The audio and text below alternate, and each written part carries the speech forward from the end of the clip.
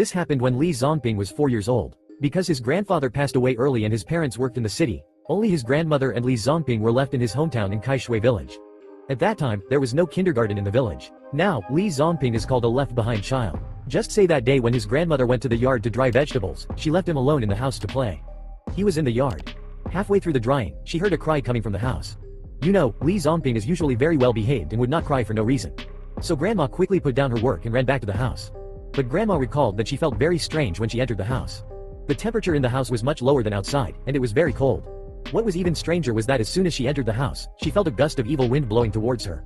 She saw that the gust of wind blew directly towards the gate of the courtyard, making the gate clang, but grandma didn't have time to think about it, and hurried into the house to see Li Zongping for fear that he would bump into something. At that time, Li Zongping saw grandma coming in. She threw herself into his arms, crying and telling him about the horrible experience she had just had. He said that he was just having fun on the calm, when suddenly a monster came in. Grandpa and grandma thought it was strange, as they had been in the yard the whole time, and it was impossible for someone to come in. But after all, grandma lived in the countryside and knew some things, so she let him continue. Li Zongping said that he was playing with building blocks at the time, and he saw that the gate of the yard was open, and a person came in from outside, but grandma seemed not to see it. Li Zongping looked at the man, but the man looked like a blurry shadow. Although it was daytime, he could not see his face clearly.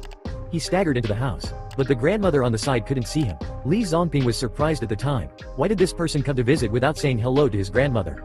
After a while, he came behind Li Zongping. Although he was in front of him, Li Zongping still couldn't see his face clearly. Then the man stretched out his hand to hug him, which scared him a lot.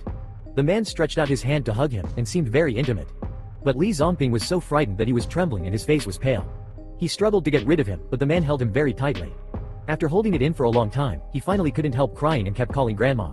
When grandma heard the crying, she hurried into the house. The strange thing was that the man seemed to be particularly afraid of grandma. When he saw him come in, he hurried away, but grandma still seemed to not see him.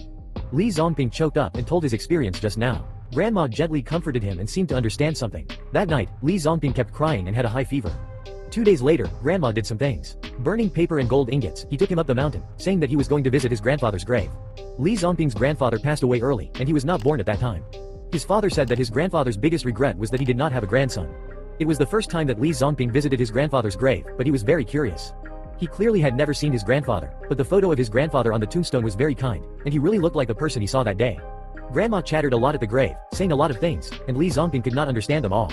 Since then, he would go to visit his grandfather's grave with the adults every year.